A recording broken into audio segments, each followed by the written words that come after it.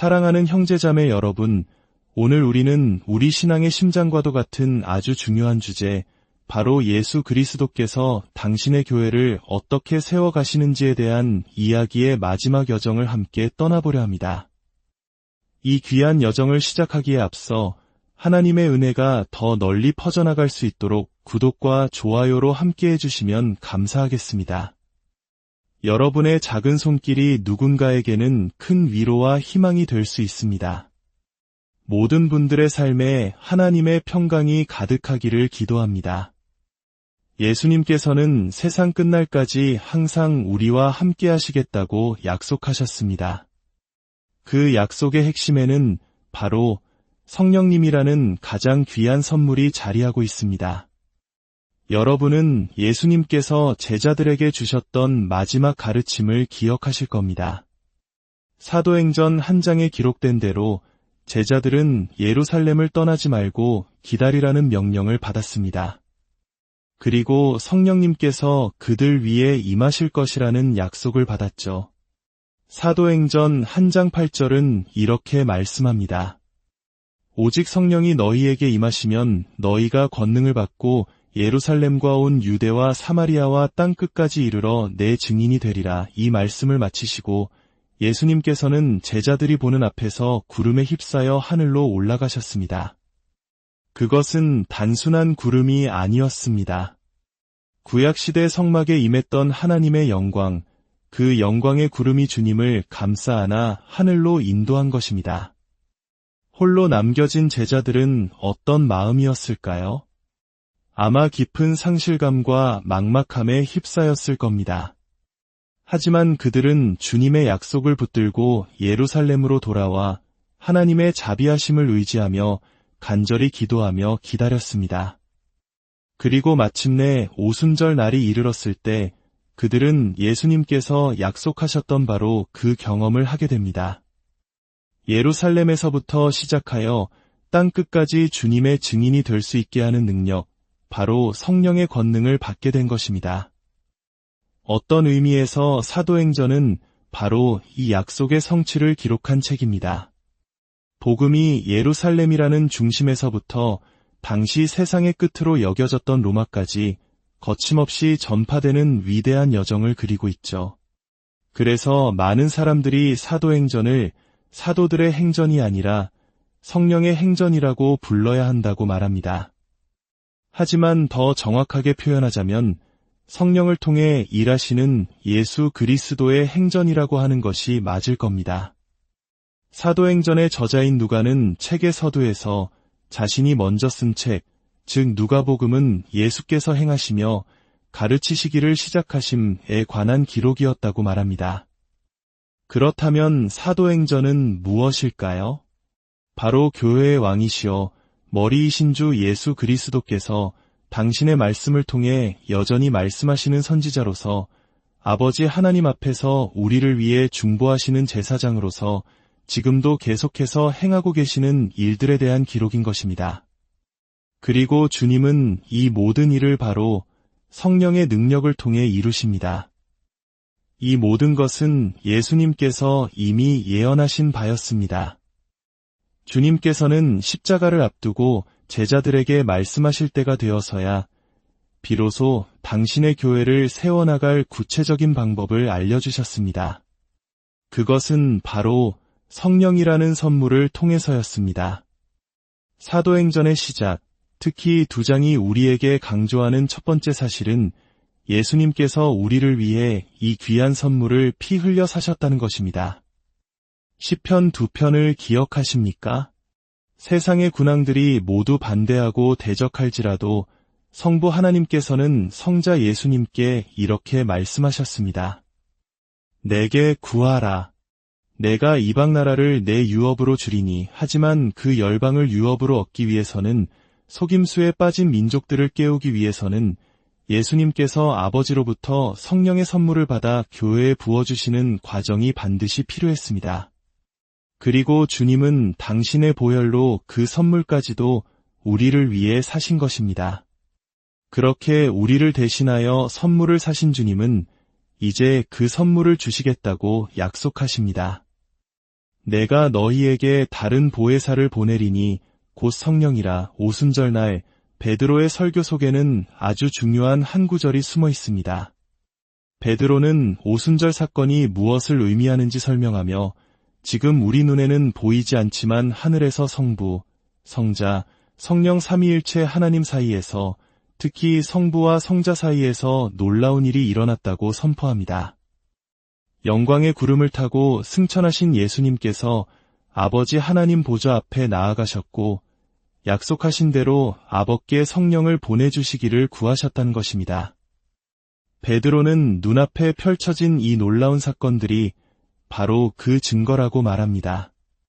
오순절의 기적은 그리스도께서 약속을 지키셨고 아버지 하나님께서도 약속을 지키셨다는 가시적인 증표입니다.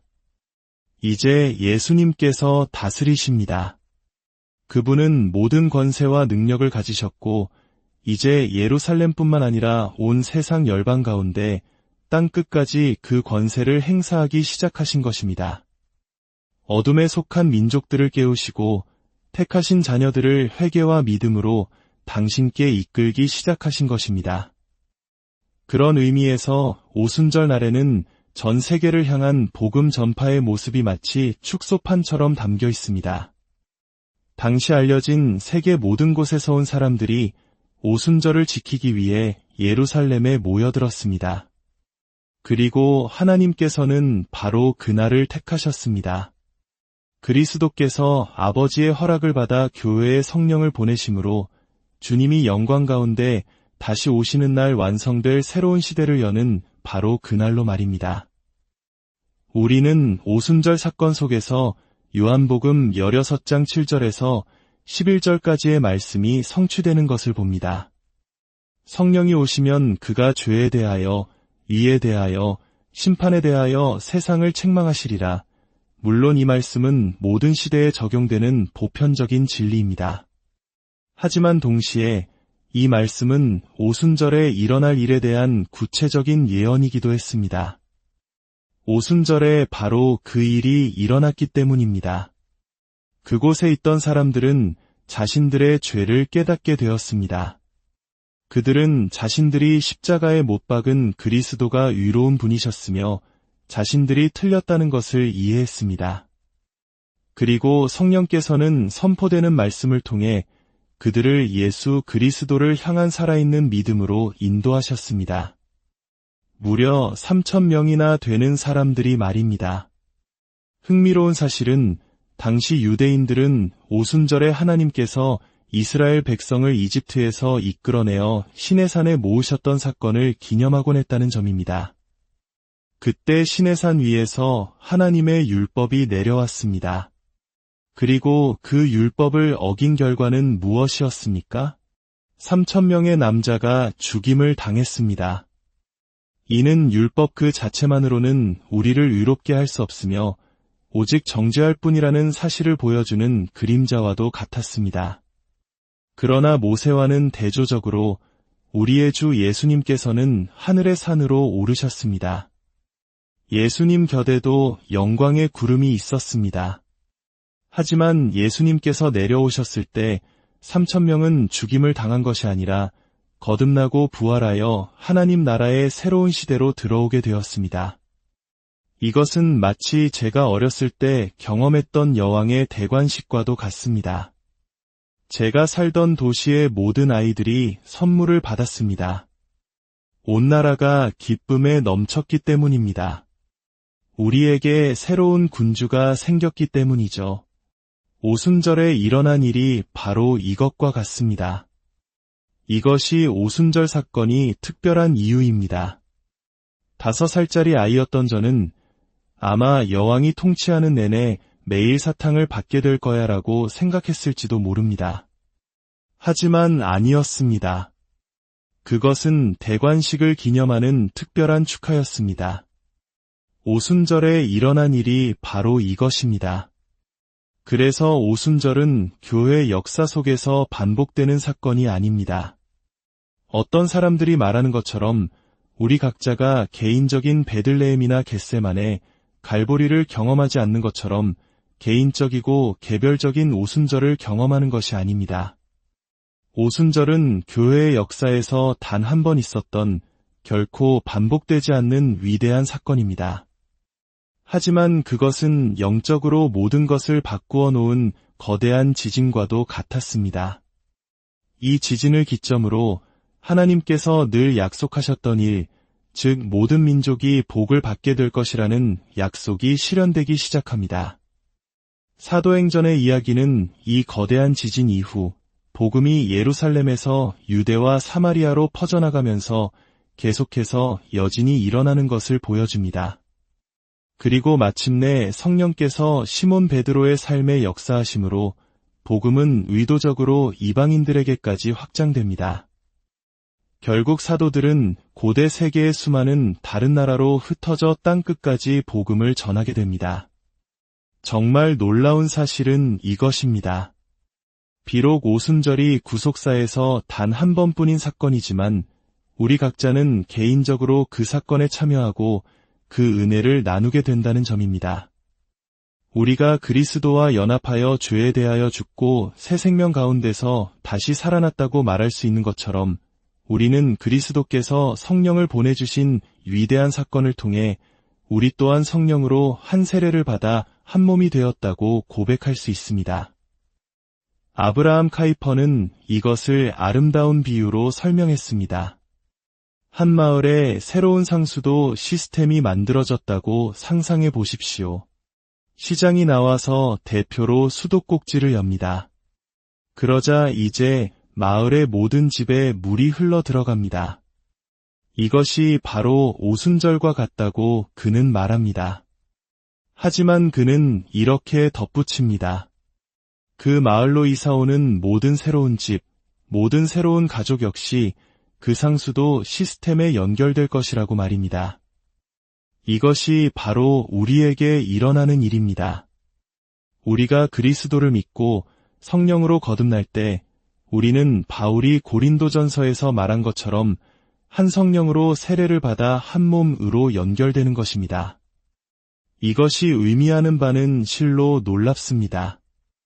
예수님께서는 교회 위에 바로 당신 자신의 성령을 부어주셨습니다. 따로 예비해둔 성령이나 예수님께서 지상 사역을 하실 동안 하늘에 남아있던 성령이 아닙니다. 예수님의 전생애와 사역 기간 내내 그분 위에 머물렀던 바로 그 성령님을 우리에게 보내주신 것입니다. 성자께서 성부께 이렇게 말씀하시는 것을 상상해 보십시오. 아버지, 이제 아버지와 함께 성령을 보내도 된다고 약속하셨습니다. 제 삶과 사역 내내 저와 함께 하셨던 그분을 이제 저들에게 보낼 수 있도록 허락해 주십시오. 그래서 이 자리에 수천 개의 각기 다른 성령이 있는 것이 아닙니다. 이것이 교회를 세상의 그 어떤 공동체와도 근본적으로 다르게 만드는 이유입니다. 진정으로 그리스도께 속한 우리 각자는 그리스도의 영이신 성령님을 모시고 있으며 한 성령으로 세례를 받아 한 몸이 되었고 성령을 통해 그리스도께서 우리 안에 거하십니다. 그리고 칼뱅이 말했듯이 그 성령의 첫 번째 이름은 양자의 영입니다. 이것이 우리를 한 가족으로 만드는 것입니다. 이것이 교회 안에 직관적이고 본능적인 유대감을 만들어내는 이유입니다. 우리 모두가 동일한 한 성령을 받았기 때문입니다. 우리 모두 안에 동일한 한 성령을 통해 그리스도께서 거하시기 때문입니다.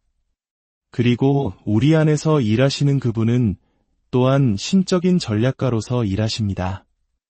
예수님의 약속을 붙들고 주님께서 친히 위엄과 영광 가운데 다시 오시는 그날까지 그 약속을 계속해서 이루어 가십니다. 우리가 사도행전에서 발견하는 것은 성령께서 교회를 세우시는 데 있어서 규칙적인 사역을 하신다는 것입니다. 누가복음의 저자 누가는 사도행전을 기록하면서 마치 이야기의 일시정지 버튼을 누르듯 중간중간 멈추어 서서 당시 교회의 모습을 묘사합니다. 성령께서 당신의 백성을 통해 교회를 세워나가시는 각 단계에서 교회가 어떤 모습이었는지를 보여주는 것입니다. 가장 잘 알려진 것은 사도행전 2장 42절 이하의 마지막 부분입니다. 누가는 성령의 능력으로 세워진 교회가 어떤 모습이었는지를 가장 길고 자세하게 설명합니다. 하지만 그 후에도 비슷한 요약들이 책 전체에 걸쳐 등장합니다. 4장, 5장, 6장, 9장 등 여러 곳에서 누가는 잠시 멈추어 서서 성령의 영광스러운 사역, 즉 교회를 세우시는 그리스도의 사역이 어떻게 이루어지고 있는지를 우리에게 보여줍니다. 하지만 동시에 성령께서는 때때로 우리가 부흥 혹은 새로운 각성의 계절이라고 부르는 폭발적인 방식으로 일하시는 것처럼 보입니다. 사도행전이 주 앞으로부터 오는 유쾌하게 되는 날이라고 표현하는 것처럼 말입니다. 어떤 곳에서는 교회를 세우시는 꾸준한 사역이 계속되는 반면 세계의 다른 곳에서는 마치 스코틀랜드 고원의 산골짜기에서 솟아나는 신선한 샘물을 마시는 것과 같은 폭발적인 부흥이 일어납니다. 마치 성령께서 구름을 흩으시고 당신의 역사를 온전히 드러내시는 것을 보는 것과 같습니다. 또한 성령께서는 개인이나 특정 그룹 위에 임하시기도 합니다. 사도행전은 특별한 사역을 위해 성령으로 충만했던 특정 인물들의 이야기로 점철되어 있습니다. 하지만 그들은 결코 고립된 개인이 아니었습니다. 교회의 역사 속에서도 마찬가지입니다. 우리는 종교개혁 이후부터 오늘에 이르기까지 하나님께서 특별한 방식으로 사용하셨던 인물들의 이름을 댈 수 있습니다. 그들은 성령으로 충만했습니다. 하지만 그들의 삶을 자세히 들여다보면 그들은 결코 혼자가 아니었습니다. 그들은 외로운 해결사 같은 그리스도인이 아니었습니다. 그들 곁에는 항상 그들을 위해 기도하고 돕고 지지하며 그들의 사역에 동참했던 형제자매들의 공동체가 있었습니다. 베드로, 스데반, 빌립과 같은 인물들 곁에도 이름 모를 수많은 형제자매들이 함께했습니다. 성령께서는 개인적인 회복과 각성, 도시 전체의 부흥, 공동체 전체의 부흥을 통해 끊임없이 당신의 일을 추구하십니다. 그리고 사도행전 2장 마지막에 기록된 초대교회의 모습은 성령께서 그리스도의 교회를 세우시는 목적을 이루실 때 어떤 일이 일어나는지를 보여주는 원형과도 같습니다. 이것은 박해와 거짓, 분열의 위협에 직면하기 전 교회의 가장 순수하고 본질적인 모습입니다. 교회가 마땅히 되어야 할 모습인 것입니다. 성령께서 사용하시고자 하는 교회, 그 교회의 삶 속에서 성령께서 행하셨고 또 행하고자 하시는 일이 바로 이것입니다. 이것은 특별히 충만한 개인들을 통해서만이 아니라 교회라는 공동체를 통해 이루어집니다. 우리는 너무나 오랫동안 개인적인 전도와 간증에 대한 죄책감을 유발하는 설교에 익숙해져 왔습니다. 물론 우리 각자는 개별적인 증인입니다. 하지만 신약 성경이 놀랍도록 강조하는 바는 우리가 공동체로서 증인이 된다는 사실입니다. 사실 우리가 사는 이 세상에 가장 필요한 것은 예루살렘 교회와 같은 교회 공동체입니다. 교회가 진정으로 예루살렘 교회와 같아질 때 우리의 복음 전도 방식에는 변화가 일어납니다. 우리는 영적인 대화를 시작하기 위해 다른 사람에게 어떻게 질문을 던질지 훈련받아 왔습니다. 하지만 베드로 사도는 뭐라고 말합니까? 너희 속에 있는 소망에 관한 이유를 묻는 자에게는 대답할 것을 항상 준비하라. 이것이 바로 21세기 교회와 예루살렘 교회의 차이점입니다. 예루살렘 교회 시절에는 그리스도인이 아닌 사람들이 그리스도인들에게 질문을 던졌습니다. 그들의 삶 속에서 세상과 다른 무언가를 보았기 때문입니다. 그들은 교회의 경건함과 거룩함을 보았습니다. 사도행전 5장에서 누가는 역설적인 말을 합니다.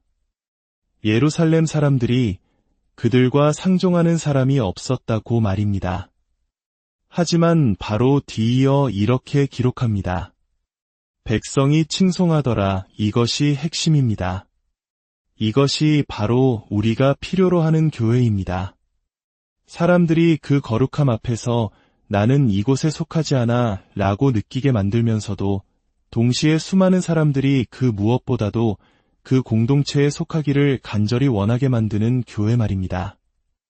제 성경책 뒤편에는 제가 강단에 설 때마다 저 자신을 일깨우는 작은 메모가 붙어 있습니다.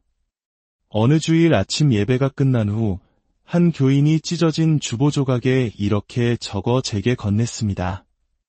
목사님, 저는 아직 기독교인이 아니지만 세상 그 무엇보다도 기독교인이 되기를 원합니다. 저를 위해 기도해 주시겠어요? 이 메모는 성령의 능력 안에 사는 교회가 외부인들에게 어떤 영향을 미칠 수 있는지를 저에게 상기시켜줍니다. 바울이 고린도 교회에 말한 것과 정확히 같습니다. 외부인이 들어왔을 때 예언의 말씀을 듣고 마음의 찔림을 받아 엎드려 참으로 하나님이 너희 가운데 계시다. 고 고백하게 될 것이라고 말입니다. 이것이 바로 우리가 우리 교회를 위해 기도해야 할 제목입니다. 기쁨이 넘치는 경외감이 우리 모두에게 임하도록 말입니다. 오순절 날은 반복되는 사건이 아닙니다. 하지만 오순절 사건과 그로 인해 탄생한 교회에는 분명히 우리를 위한 원형이 있습니다. 사도들과 함께 모였던 사람들의 기도, 성령으로 충만하여 담대하게 말씀을 전파했던 그들의 모습, 그리고 그 말씀의 선포를 통해 사람들이 회심했던 역사 말입니다. 그렇기에 초대교회의 특징은 첫째, 사도의 가르침, 즉 말씀의 선포에 대한 헌신이었습니다. 둘째는 코이노니아, 즉 교제에 대한 헌신이었습니다. 누가는 이 교제가 어떤 모습이었는지를 묘사하는데 한 단어로 요약하자면 바로 가족이었습니다. 양자의 영이신 성령께서 내주하시는 이 사람들은 한 가족처럼 함께 살았습니다. 아버지의 말씀을 듣고 형제자매로서 서로 사랑하며 자신들이 가진 것을 나누었습니다. 그들 중에는 궁핍한 사람이 아무도 없었습니다. 마치 예루살렘의 타락 이전의 에덴 동산이 잠시 나타난 것 같았습니다. 이것이 바로 우리 지역교회가 그토록 중요한 이유입니다. 우리는 오늘날 역기능적인 가정이 표준이 되어가는 세상에 살고 있습니다. 가족이 없는 사람들, 깨어진 가정과 결혼으로 상처받은 사람들이 마침내 영혼의 만족을 얻을 수 있는 유일한 공동체적 실제를 발견하는 곳이 바로 교회이기 때문입니다. 그들은 이 가족 안에서 진리를 발견하고 잃어버렸던 집을 찾으며 그리스도와 그분의 구원을 만납니다. 그것은 로켓 과학처럼 복잡한 것이 아닙니다. 주님의 입에서 나오는 모든 말씀과 예수님께서 사도들에게 주신 가르침을 듣고 순종하는 단순한 삶입니다. 만약 우리의 모든 허물과 실패에도 불구하고 우리 한 사람 한 사람이 삶으로 예수 그리스도를 드러낸다면 우리 위에 큰 경외감이 임할 것입니다. 하나님을 향한 우리의 예배는 힘차고 영광스러워질 것입니다. 그리고 성령의 이끄심을 받은 사람들이 우리 가운데로 와서 이렇게 말할 것입니다. 참으로 하나님이 당신들 가운데 계십니다. 나는 아직 그리스도인이 아니지만 세상 그 무엇보다도 그리스도인이 되기를 원합니다. 우리가 속한 지역교회로 돌아가 성령의 능력 안에서 주 예수 그리스도께서 당신의 교회를 세워가시도록 헌신하는 것, 이것이 우리의 사명입니다. 기도하겠습니다. 하늘에 계신 우리 아버지, 우리를 이 세상에서 나그네어 외인으로 삼으시고 창세전에 그리스도 안에서 우리를 택하사 이 영광스러운 새 공동체로 불러주심에 감사드립니다. 우리가 각자의 가정과 교회로 돌아갈 때 이곳에서 말씀을 통해 받은 은혜가 우리가 속한 교회 가족들을 더 잘 섬기는 힘이 되게 하여 주옵소서. 이를 통해 우리 주 예수 그리스도께서 성령의 능력으로 세상 끝날 주님 다시 오시는 그날까지 당신의 교회를 세워 가시옵소서. 우리 주 예수 그리스도의 이름으로 기도합니다.